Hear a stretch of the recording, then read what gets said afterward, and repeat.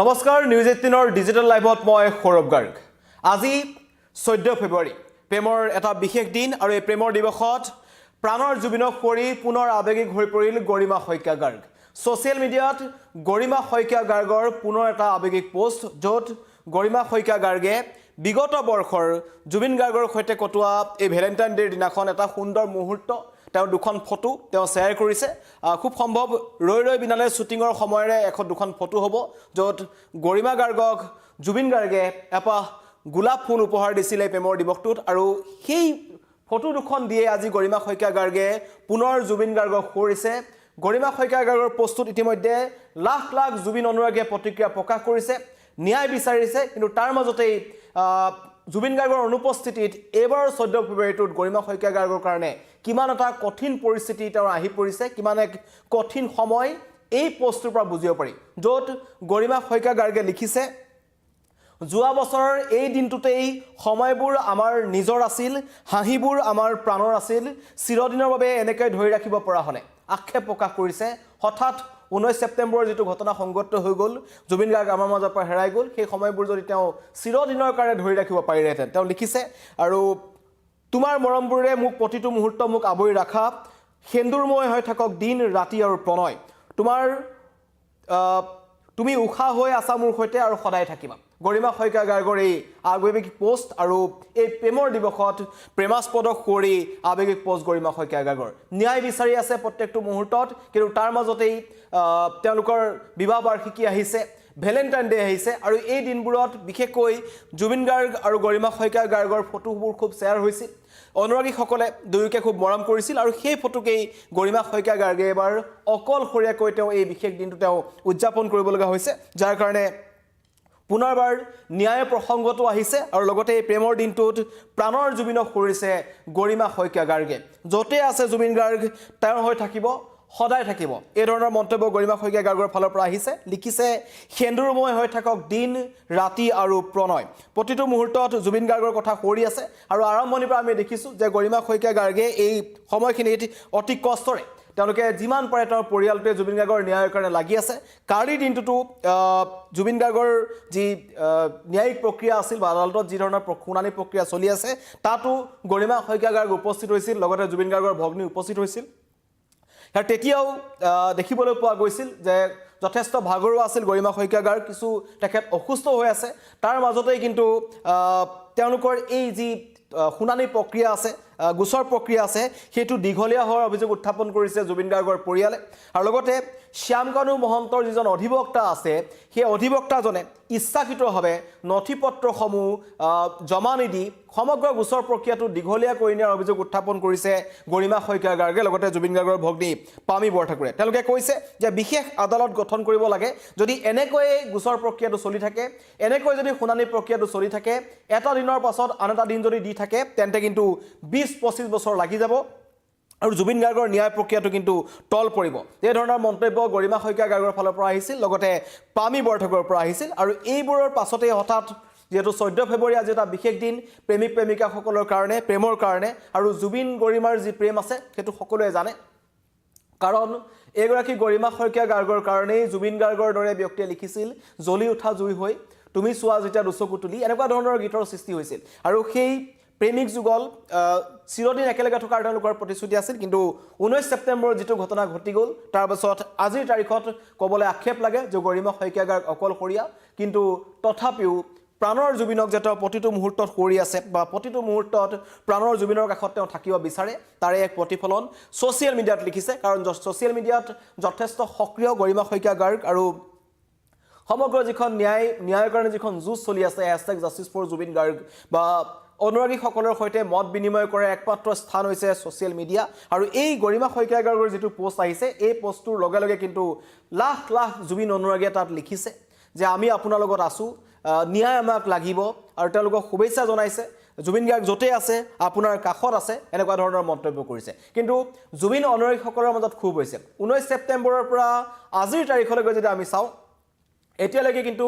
সম্পূৰ্ণভাৱে পৰিষ্কাৰ নহ'ল বা স্পষ্ট নহ'ল ৰহস্য খোল নেখালে যে জুবিন গাৰ্গৰ মৃত্যু কেনেকৈ হ'ল বা জুবিন গাৰ্গৰ কি পৰিস্থিতিত মৃত্যু হ'ল তাৰ বিপৰীতে আমাৰ এতিয়া এনেকুৱা ধৰণৰ ঘটনা কিছুমান সংঘটিত হৈছে আমাৰ ৰাজ্যত কাৰণ নিৰ্বাচন আহি আছে একাংশ ৰাজনৈতিক দলে বিৰোধী দলসমূহে দেখিছোঁ বা অন্য কিছুমান যিবোৰ দল সংগঠন আছে তেওঁলোকে ক'ৰবাত নহয় ক'ৰবাত জুবিন গাৰ্গক এই নিৰ্বাচনৰ ক্ষেত্ৰত তেওঁলোকে ব্যৱহাৰ কৰিবলৈ ধৰিছে নিৰ্বাচনৰ যিটো ঢাকঢোল বাজিছে বা যিবোৰ যেনেকুৱা ধৰণৰ এটা প্ৰচাৰ চলিছে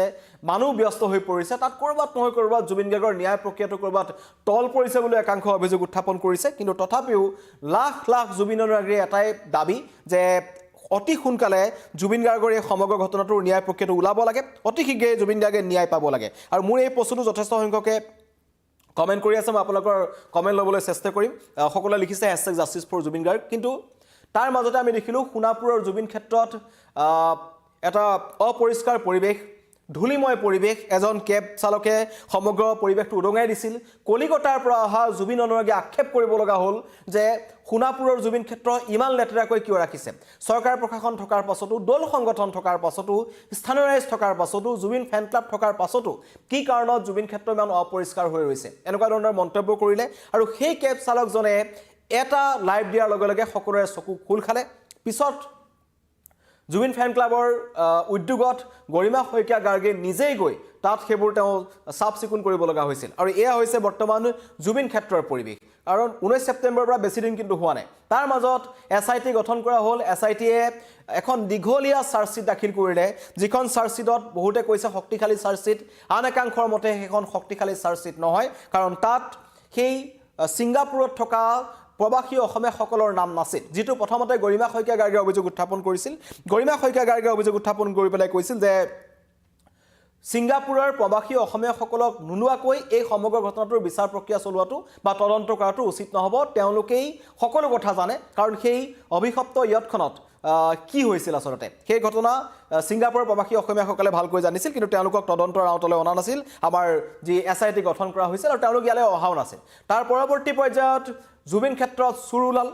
তাৰ পাছত পৰৱৰ্তী পৰ্যায়ত জুবিন ক্ষেত্ৰত কোনে পৰিচালনা কৰিব তাক লৈ তৰ্ক বিতৰ্ক হ'ল তাৰ পিছৰ পৰ্যায়ত লাহে লাহে কিন্তু সকলো যেন শেষ হৈ গৈছে এনেকুৱা ধৰণৰ অনুমান তেওঁলোকে কৰিব বিচাৰিছে পৰিয়ালৰ অভিযোগ উত্থাপন কৰিছে যে এই যি অভিযুক্তসকল আছিল আমাৰ SITয়ে চাৰ্জশ্বিটখনত যি 7জনৰ নাম উল্লেখ কৰিছিল সেই 7জনৰ যিসকলে লাহে লাহে তেওঁলোকে অধিবক্তা পাবলৈ ধৰিলে শ্যামকানু মহন্ত বা সিদ্ধাৰ্থ শৰ্মা শেখৰ জ্যোতি গোস্বামী অভিপ্ৰভা মহন্ত তেওঁলোকে লাহে লাহে তেওঁলোকে জামিনৰ কাৰণে আবেদন কৰিবলৈ ধৰিলে এই প্ৰক্ৰিয়াটোত কিন্তু গৰিমা শইকীয়া গাৰ্গ আৰু তেওঁলোকৰ যি ভগ্নী আছে পামী বৰঠাকুৰ তেওঁলোকে অভিযোগ উত্থাপন কৰিছিল ক'ৰবাত নহয় ক'ৰবাত আমি অনুভৱ কৰিছোঁ যে আমাৰ পক্ষটো এতিয়া লাহে লাহে ক'ৰবাত নহয় ক'ৰবাত আমি দুৰ্বল হৈ পৰিছোঁ কাৰণ কালিৰ দিনটোত গৰিমা শইকীয়া গাৰ্গে এটা গুৰুত্বপূৰ্ণ মন্তব্য কৰিলে কাৰণ কালি আছিল জুবিন গাৰ্গৰ গোচৰৰ শুনানি য'ত শ্যামকনে দাখিল কৰা 3খন আবেদনৰ শুনানি সম্পন্ন কৰা হ'ল 16 ফেব্ৰুৱাৰীত তাৰ ৰায়দান দিব আদালতে সিদ্ধাৰ্থই দাখিল কৰা 3খন আবেদনৰ শুনানি গ্ৰহণ কৰা হ'ল শুনানি প্ৰক্ৰিয়াটো দীঘলীয়া হয় বুলি আক্ষেপ কৰিছে পামী বৰঠাকুৰে আৰু তেওঁ কৈছে যে এতিয়ালৈকে সমগ্ৰ গোচৰটোৰ নথিপত্ৰ আদান প্ৰদানৰ কামেই চলি আছে আমি জানো যে ভাৰতৰ যিটো ন্যায় প্ৰক্ৰিয়া আছে বা যিটো আদালতৰ যিটো প্ৰক্ৰিয়া আছে সেইটো এটা দীঘলীয়া প্ৰক্ৰিয়া য'ত নথিপত্ৰ জমা দিব লাগিব নথিপত্ৰ চাব তাৰ পিছত আৰু এটা দিন তেওঁলোকে ধাৰ্য কৰি দিব সেই দিনটো মতে গৈ আপুনি আদালতত উপস্থিত হ'ব লাগিব কিন্তু জুবিন গাৰ্গৰ ন্যায়ৰ কাৰণে গৰিমা শইকীয়া গাৰ্গে কৈছে অন্ততঃ জুবিন গাৰ্গক ন্যায় প্ৰদান কৰিবৰ কাৰণে এখন বিশেষ কোৰ্ট গঠন কৰক এখন ফাষ্ট ট্ৰেক আদালত গঠন কৰক গৰিমা শইকীয়া গাৰ্গৰ দাবী আছিলে কাৰণ শেহতীয়াকৈ আমি দেখিছিলোঁ যে 26 জানুৱাৰীৰ আগে আগে 24 তাৰিখৰ দিনটোত গৰিমা শইকীয়া গাৰ্গে দেশৰ প্ৰধানমন্ত্ৰী নৰেন্দ্ৰ মোদীলৈ এখন স্মাৰক পত্ৰ প্ৰেৰণ কৰিছিল য'ত তেওঁ উল্লেখ কৰিছিল যে জুবিন গাৰ্গৰ এই সমগ্ৰ ঘটনাটোৰ কাৰণে তদন্ত প্ৰক্ৰিয়াটোৰ কাৰণে এখন স্পেচিয়েল কোৰ্ট গঠন কৰিব লাগে যাতে অভিযুক্তসকলক কঠোৰৰ পৰা কঠোৰ শাস্তি প্ৰদান কৰিব পাৰে যাতে তেওঁলোকে এই জামিন বা এই অধিবক্তাসকলৰ যি ধৰণৰ তেওঁলোকৰ চতুৱালি আছে কাৰণ কালি দিনটোত যিটো কথা কৈছে যে শ্যামকানু মহন্তৰ এজন অধিবক্তা আছে তেওঁ ইচ্ছাকৃতভাৱে পলম কৰিছে সমগ্ৰ গোচৰটো দীঘলীয়া কৰিবলৈ চেষ্টা কৰিছে তেনেকুৱা কিছুমান প্ৰক্ৰিয়াও থাকে সেইবোৰ প্ৰক্ৰিয়াৰ মাজত যাতে এই তদন্ত প্ৰক্ৰিয়াটো উলমি নৰয় যাতে জুবিন গাৰ্গৰ ন্যায় প্ৰক্ৰিয়াটো দীঘলীয়া নহয় তাৰ কাৰণে কিন্তু দাবী কৰিছে লগতে কৈছে অভিযুক্তসকলে কঠোৰৰ পৰা কঠোৰ শাস্তি পাব লাগিব আৰু তাৰ মাজতেই এইবোৰ তদন্ত প্ৰক্ৰিয়া চলি আছে ৰাইজে ন্যায় বিচাৰি আছে তাৰ মাজত মই পুনৰবাৰ কৈছোঁ যে আজি 14 ফেব্ৰুৱাৰী প্ৰেমৰ দিৱস আৰু এই প্ৰেমৰ দিৱসত প্ৰাণৰ জুবিনক কৰিছে গৰিমা শইকীয়া গাৰ্গে খুব এটা আৱেগিক পোষ্ট গৰিমা শইকীয়া গাৰ্গৰ 7 ঘণ্টা আগতে তেওঁ পোষ্টটো দিছে সময়বোৰ যোৱা বছৰ দিনটোৰ দুখন ফটো শ্বেয়াৰ কৰিছে য'ত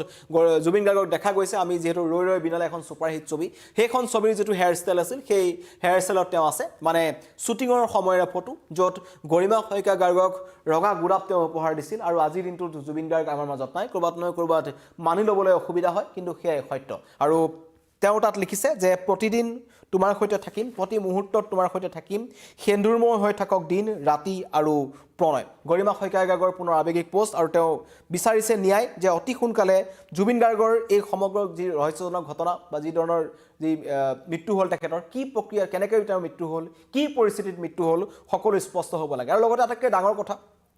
তদন্ত বহুত হৈছে কিন্তু তদন্তৰ পাছতো এটা কথা আজিলৈকে স্পষ্ট নহ'ল যে জুবিন গাৰ্গৰ লগত থকা এগৰাকী নতুন গায়িকা অমিপ্ৰভা মহন্ত যিগৰাকী ৰহস্যময়ী এগৰাকী সমগ্ৰ ঘটনাটো এগৰাকী ৰহস্যময়ী যুৱতী তেওঁ বিভিন্ন সময়ত ভাষ্য সলনি কৰিছিল বিভিন্ন মন্তব্য কৰিছিল সেইগৰাকী অমিপ্ৰভা মহন্তই সেই যি জুবিন গাৰ্গে সাঁতুৰি থকা যিটো ভিডিঅ' সেই ভিডিঅ'টো আচলতে অসমৰ কোনজন ব্যক্তিলৈ তেওঁ প্ৰেৰণ কৰিছিল আৰু সেই ভিডিঅ'টো কোনে ৩-৪টা ভাগত ভাগ কৰি ৰাইজক বিভ্ৰান্তিত কৰিবলৈ চেষ্টা কৰিছিল সেই কিন্তু ৰহস্য আজিলৈকে উদ্ঘাটন নহ'ল সেইটো আটাইতকৈ ডাঙৰ ৰহস্য সোমাই আছে আৰু সেই ব্যক্তিজনক ধৰিব পাৰিলেই অসম কানেকশ্যনটো ক'ৰবাত নহয় ক'ৰবাত ওলাই পৰিব সকলোৱে দাবী কৰি আছে জুবিন গাৰ্গে ন্যায় পাব লাখ লাখ জুবিনৰ লগে লিখি আছে